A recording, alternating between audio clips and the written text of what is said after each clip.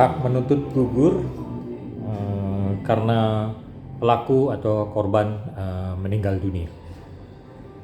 Just pengalamanku, logikaku, keyakinanku, pikiranku, ingatanku, dan pendapatku.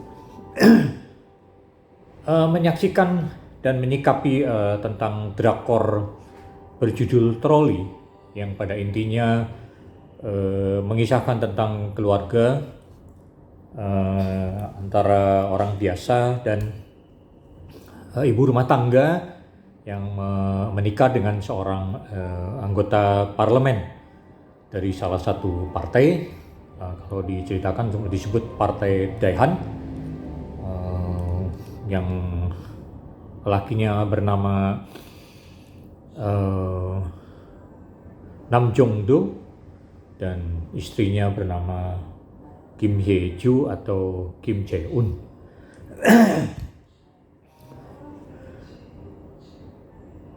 Cerita ini menyajikan tentang satu kejadian kriminal di masa lalu yang dilakukan oleh seorang pelaku kepada korban. Tetapi pada saat korban yang menuntut kepada pelakunya, ternyata pelakunya keburu bunuh diri. Sehingga dikisahkan sang korban ini memiliki beban moral karena tidak dapat membuktikan tuduhannya, sehingga dia dianggap telah melakukan dugaan pembohongan karena sang pelaku bunuh diri. Dan sesuai dengan teori hukum yang berlaku, apabila korban meninggal dunia maka hak menuntut gugur. Dan ini kemudian dijadikan alasan oleh sang suami yang anggota parlemen itu untuk membuat undang-undang baru yang intinya menyatakan bahwa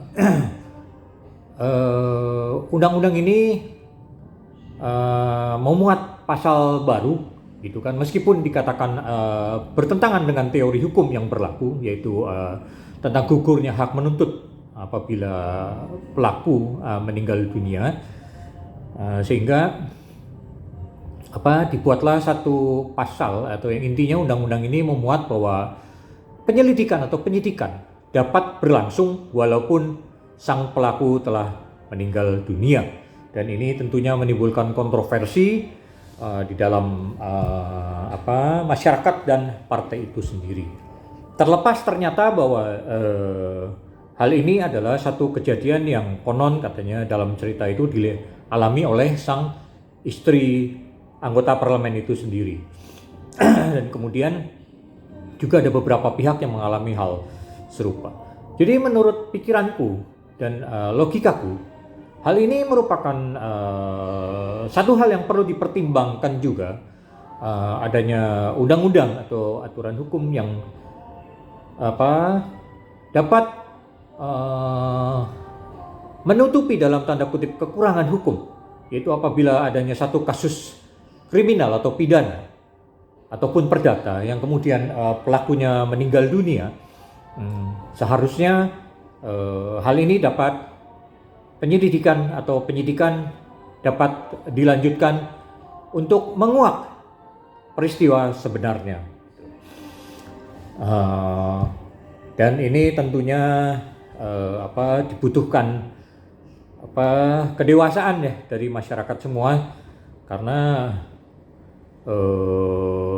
siapapun memang mungkin tidak akan menduga adanya dugaan bunuh diri, ataupun siapa tahu ada juga dugaan penghilangan nyawa oleh salah satu pihak yang dengan tujuan untuk diduga menggugurkan tuntutannya atau menggugurkan permasalahan hukum yang terjadi.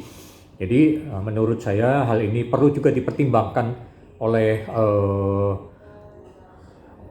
pembuat undang-undang, baik legislatif dan eksekutif, para anggota DPR dan Presiden tentunya selaku pembuat undang-undang, untuk memikirkan tentang kejadian hal ini. Selain itu juga dalam cerita Trolli ini juga dikisahkan tentang adanya pertentangan antara kepentingan pribadi dengan kepentingan publik, dalam arti bahwa eh, bagaimana mungkin misalnya satu aturan yang akan dibuat oleh pembuat undang-undang, misalnya tentang kriminal ini ya, atau tentang apa pemakai yang pengguna narkoba atau pengguna rokok misalnya gitu kan. Tetapi kemudian anggota parlemen ini berusaha menggolkan tentang undang-undang anti narkoba dan anti rokok misalnya gitu kan. Tetapi padahal sang pembuat undang-undang sendiri ini adalah pengkonsumsi, diduga pengkonsumsi narkoba atau rokok. Jadi bagaimana ini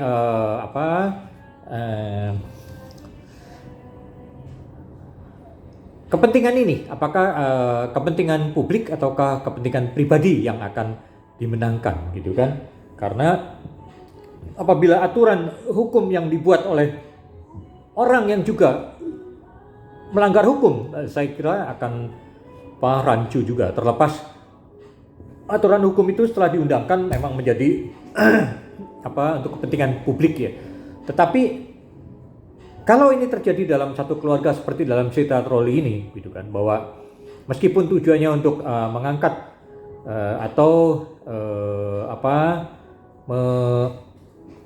menghindari dilematis terjadinya peristiwa semacam itu, gitu kan, semacam yang terjadi dengan gugurnya dengan meninggalnya sang pelaku sehingga tuntutan gugur secara hukum dan si korban tidak dapat membuktikan tuntutannya yang diduga mengalami tindak pidana oleh sang pelaku yang sudah bunuh diri atau diduga menghilangkan nyawa atau diduga dihilangkan nyawanya oleh pihak lain.